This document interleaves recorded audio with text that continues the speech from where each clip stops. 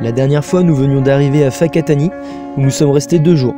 Malheureusement, nos talents de photographe ne nous ont pas permis d'obtenir de belles images, mais bon, on en aura quand même bien profité. Bref, nous continuons notre route vers le Cap Est. Mais avant, j'avais repéré sur la carte une partie de la côte qui avait l'air calme et propice à une petite plongée. Nous faisons donc escale à Omeo, un magnifique free camp très peu fréquenté. Un dernier apéro avec les rillettes de Kingfish et c'est parti pour une nouvelle session sous l'eau.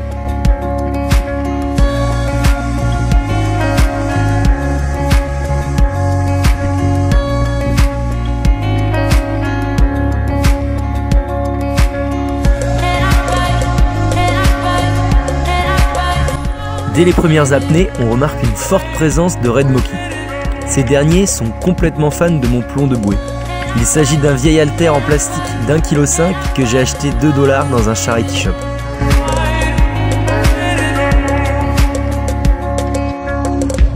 Bon, celui-ci n'est pas timide, donc je me tente un petit selfie.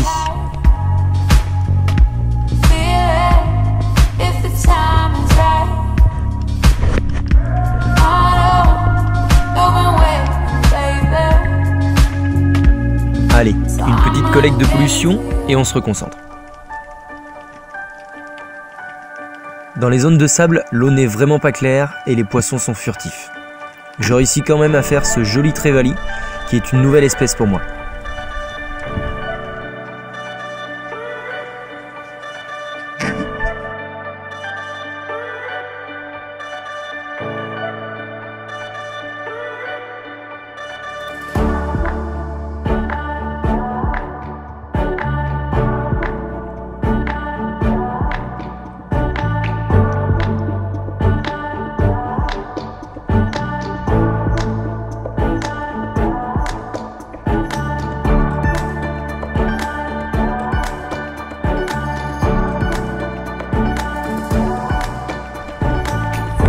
En insistant un petit peu, j'arrive à trouver de belles alternances entre roches, plateaux d'algues et sable beaucoup plus abrité.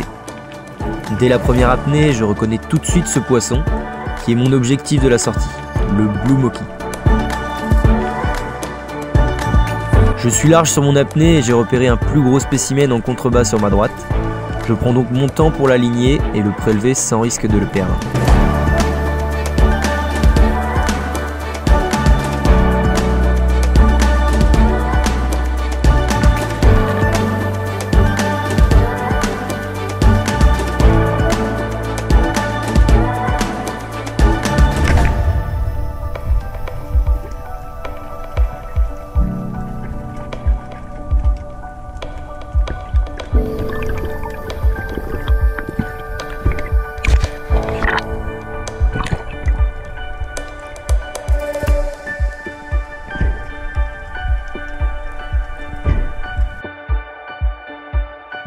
Ce très beau poisson bluff ratéo qui m'attendait en surface.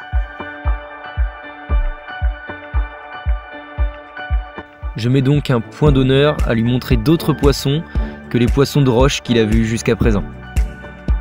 N'ayant aucune notion de plongée, je lui apprends ce que je connais sur la voltilation et la préparation en surface avant une apnée. Il est tout de suite plus à l'aise même avec sa combi de surf et ses palmes d'affine. Bon, malheureusement, l'observation du milieu, ce n'est pas encore ça.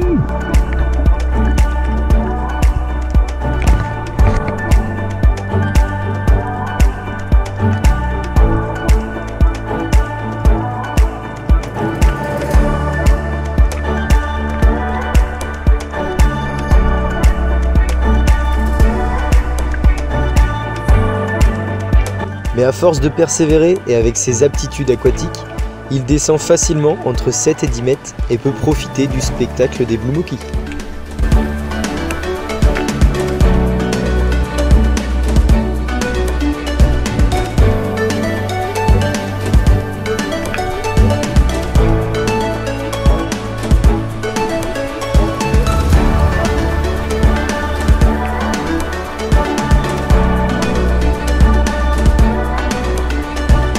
Mission accomplie pour moi.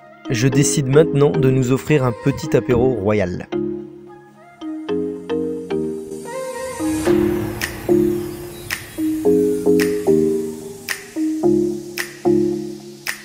C'est toujours un bonheur de les observer comme ça, surtout en aussi forte concentration. Personnellement, celle qui m'intéresse se cache derrière.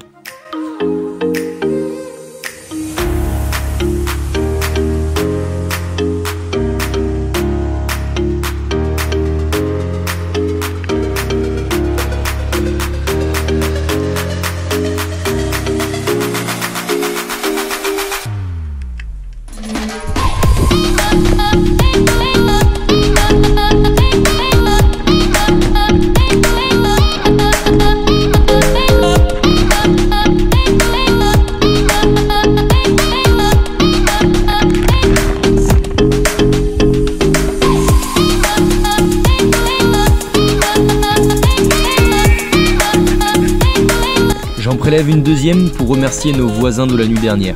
Un adorable couple de Néo-Zélandais qui ont prêté à Théo son joli masque et une ceinture de plomb. Bien sûr, pour les poissons, on ne garde que la viande. Et le reste retourne très vite dans la chaîne alimentaire.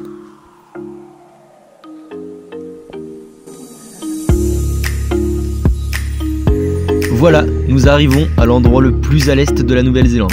Un petit conseil pour les gravel road, le mieux c'est d'être devant.